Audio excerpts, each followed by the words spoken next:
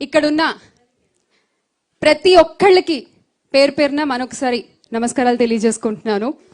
నిన్ననో మొన్ననో ఒక చోట ఒక చిన్న విషయం విన్నాను, అది మీతో షేర్ చేసుకుంటాను ఈ రోజున. దేవుడు ఒకళ్ళని రాజు చేయాలనుకుంటే గనక డైరెక్ట్గా కిరీటాన్ని తెచ్చిపెట్టాడట. ముందు ఆ వ్యక్తికి ఒక యుద్ధాన్ని ఇస్తాడట.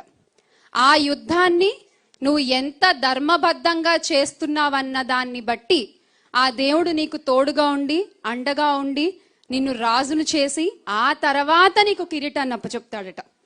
ఈ రోజున మన అధినేత శ్రీ వైఎస్ జగన్మోహన్ రెడ్డి గారిని రాజుని చేయడానికి ఆయన అధ్యక్షతన మనందరం కూడా ఆ ధర్మ యుద్ధాన్ని చేస్తున్నాము. మనం ఇలా ధర్మబద్ధంగా యుద్ధం చేస్తుంటే అవతల పక్క ప్రస్తుత కూటమి ప్రభుత్వం అధర్మంగా మనందరి మీద విచ్చలవిడిగా నోరు పారేసుకుంటూ ఇష్టం వచ్చినట్టుగా దొరికిన ప్రతి వేదిక మీద మన అధినేతని తూలనాడుతూ వారి కుటుంబ సభ్యుల్ని తూలనాడుతూ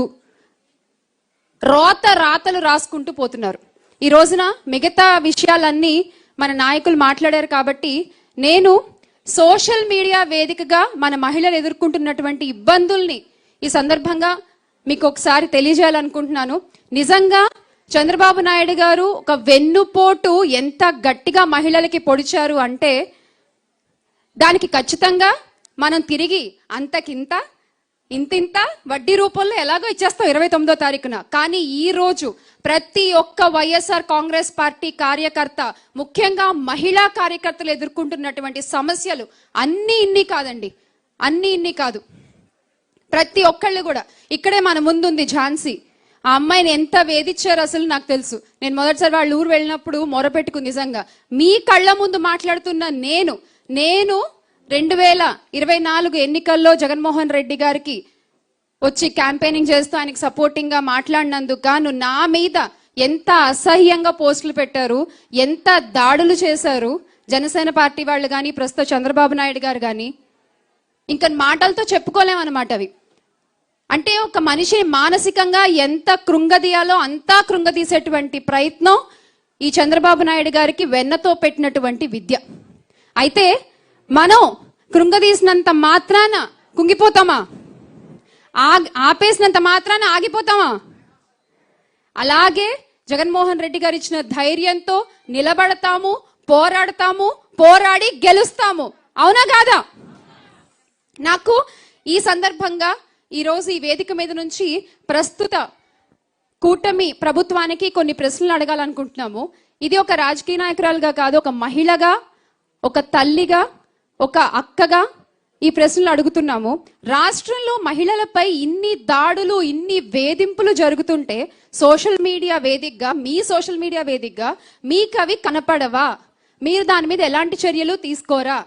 మొన్నటికి మొన్న జరిగిన దగానాడులో, వాళ్ళు మహానాడు అంటున్నారు కానీ ఆ దగానాడు అని మనందరికీ తెలుసు. ఆ దగానాడులో చంద్రబాబు నాయుడు గారు మాట్లాడుతూ ఏమంటారండి? మహిళలకు ఏదైతే అన్యాయం జరిగిందో అదే వారికి ఆఖరి రోజు అంటారు. ఇందాక అక్క చెప్పినట్టు బాధితురాలకు ఆఖరి రోజు అవుతోంది తప్ప మహిళలపై అత్యాచారాలు చేసేవాళ్ళు, అరాచకాలు చేసేవాళ్ళు కాలర్ ఎగరేసుకుని తిరుగుతున్నారు ఈరోజు బయట.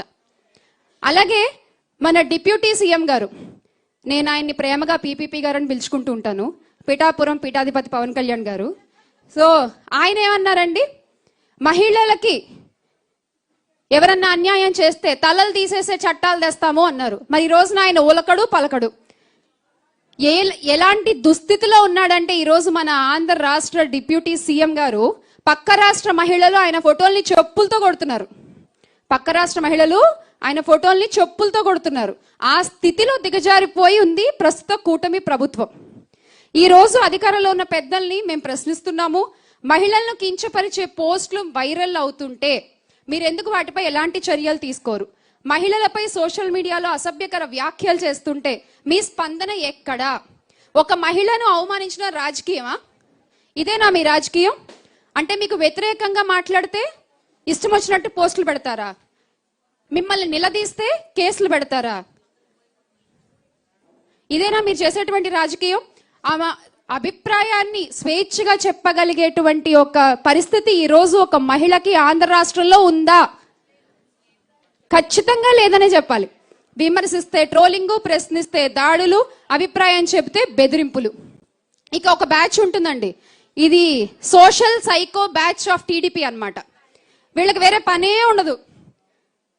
మన వాళ్ళు, మన కార్యకర్తలు, మన మహిళా నాయకుల ఫోటోల్ని మార్ఫింగ్ చేయడం, డీప్ ఫేక్ వీడియోలు పెట్టడం, మనం ఒక పోస్ట్ పెట్టగానే దాని కింద వల్గర్ కామెంట్స్, అసలు ఇంకా మనం మాట్లాడుకోలేని విధంగా ఎన్ని వల్గర్ కామెంట్స్ పెడతారంటే అదే పని వాళ్ళకి పొద్దున్న లేచిన దగ్గర నుంచి. మనం అడిగే ప్రశ్నకి వాళ్ళ దగ్గర సమాధానం ఉండదు. తిరిగి మనల్ని ట్రోల్ చేస్తూ మార్ఫింగ్ వీడియోలు పెట్టి, పిక్చర్స్ పెట్టి, ఇది జగన్మోహన్ రెడ్డి గారి కుటుంబ సభ్యులకి కూడా ఇలాగే చేస్తున్నారు. జగనన్న మీద ఇలాగే డీప్ ఫేక్ ఇమేజెస్ సర్క్యులేట్ చేస్తూ ఉంటారు. భారతమ్మ గారి మీద ఇలాగే సర్క్యులేట్ చేస్తూ ఉంటారు. గత కొన్ని రోజులుగా దివంగత నేత వైఎస్ రాజశేఖర్ రెడ్డి గారి క్యారెక్టర్ ని కూడా అసాసినేట్ చేస్తూ, ఆయన మీద నిందలు వేస్తూ, మీకెంత ధైర్యం ఉంటే బతికున్నోళ్ళకి ఎలాగో మీరు విలువివ్వరు, మీకు చేత కాదు, చనిపోయిన మహానుభావులపై కూడా పడేయడమేనా? వాళ్లపై కూడా అబద్ధ ప్రచారాల? ఒక్కసారి మా వైఎస్ఆర్ కాంగ్రెస్ పార్టీ కార్యకర్తలు తలుచుకుంటే మీ టీడీపీ ఆఫీస్ ఉంటుందా? ఈ రోజు ఉదయం కూడా నంద్యాలలో రాజశేఖర్ రెడ్డి గారి విగ్రహాన్ని పగలగొట్టారు, తల తీసేసి ఓన్లీ బాడీని అక్కడ పెట్టారు. ఇలాంటి రాజకీయాలు మీరు చేసేది? మన ముందే ఉదాహరణగా రజనమ్మ ఉన్నారు. ఎంత ట్రోలింగ్ ఫేస్ చేశారు రజనమ్మ, ఎంతగా వేధిస్తారు ఆవిడ్ని, ఎన్ని మాటలు మాట్లాడతారు. కానీ మీరెంత మాట్లాడినా ఎక్కడ తొణకని బెణకని అలాంటి డైనమిక్ లీడర్స్ వైఎస్ఆర్ కాంగ్రెస్ పార్టీలో ఉన్నారు. వాళ్ళని ఇన్స్పిరేషన్ గా తీసుకుని మాలాంటి వాళ్ళు ఎంతో మంది అదే ధైర్యంతో ముందుకి నడుస్తూ ఉంటాము అని మరొకసారి మీకు గుర్తు చేస్తా ఉన్నాము. ఈ సందర్భంగా మీరు రాజకీయంగా విమర్శలు చేయండి, మేము అడిగిన ప్రశ్నకు మీకు దగ్గర సమాధానం ఉంటే చెప్పండి. అంతేగాని కుటుంబాలని ఇన్వాల్వ్ చేస్తూ, మహిళల్ని వ్యక్తిత్వ హననం చేస్తూ, ఇదా మీరు చేసేటువంటి నీచపు రాజకీయం, చిల్లర రాజకీయం.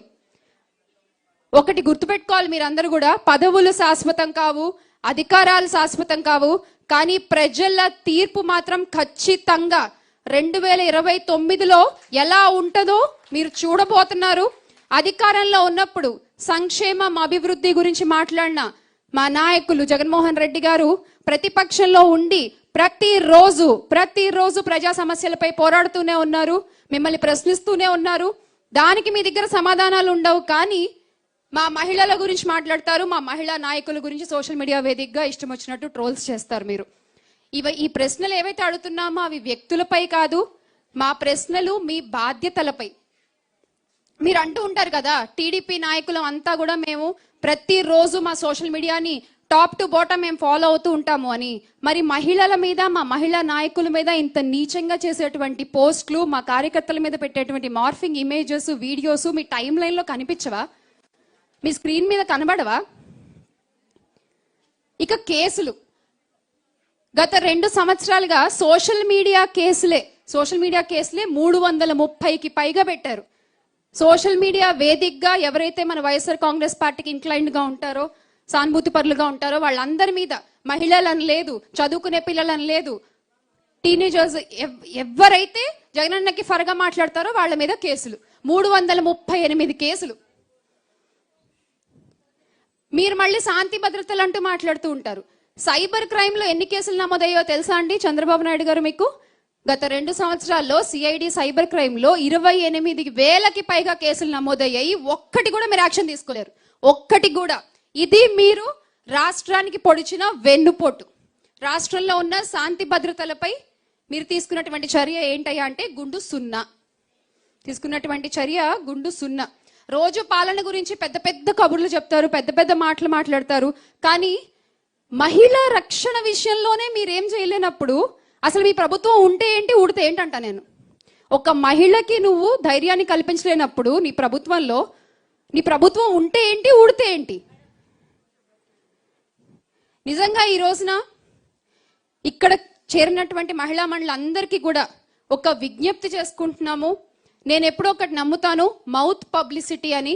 ఆ మౌత్ పబ్లిసిటీ అనేది మన మహిళలను చాలా బాగా చేయగలం. ఒకళ్ళని దింపాలన్నా మహిళల వల్లే అవుతుంది, ఒకళ్ళని రాజ్యాధికారం చేసి కూర్చోపెట్టాలన్నా అది మహిళల వల్లే అవుతుంది. ఖచ్చితంగా ఇక్కడున్న ప్రతి ఒక్కళ్ళు కూడా చంద్రబాబు నాయుడు చేసినటువంటి అరాచకాల్ని, అన్యాయాల్ని, దుర్మార్గాల్ని ప్రతి ఒక్కళ్ళకి అర్థమయ్యేలాగా విడమర్చి చెప్పే ప్రయత్నం చేయండి. మీ నుంచి అది మొదలయ్యి ప్రతి ఒక్క గడపకి ఆయన చేసినటువంటి వెన్నుపోటు చేరాలి. ఈ విధంగా మనం ఈ గత 2 ఏళ్ళు ఈయన చేసినటువంటి అన్యాయాల్ని ప్రజలకి తెలిసేలా ప్రయత్నం చేద్దాము అని మరొకసారి మీకు గుర్తు చేసుకుంటూ, ఇది ఈ రోజు ఈయనకి అలవాటైనది కాదు. ఇప్పుడంటే సోషల్ మీడియా వచ్చింది కాబట్టి ఇలా చేస్తున్నారు. అప్పట్లో లక్ష్మీపార్వతి గారిపై కార్టూన్లు వేయించి ఈనాడు పేపర్ ఆధారంగా ఎంత అసభ్యకరంగా పోస్టులు పెట్టారో మనందరం కూడా తెలుసు. దీన్ని ఖచ్చితంగా మనం అడ్డుకోవాలి. నాయకులు ఎంతమంది అయినా ఉండొచ్చు, కానీ జగన్ నాయకుడు మాత్రం ఒక్కడే. అది ఒక మన వైఎస్ జగన్మోహన్ రెడ్డి గారు మాత్రమే.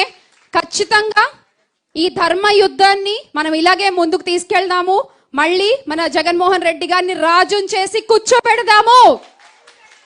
ఇది మహిళలందరం కూడా తీసుకోవాల్సినటువంటి ఒక ప్రమాణంగా మిమ్మల్ని అందరినీ రిక్వెస్ట్ చేస్తూ, జోహార్ YSR, make Andhra great again with Jagan అన్న. జై జగన్.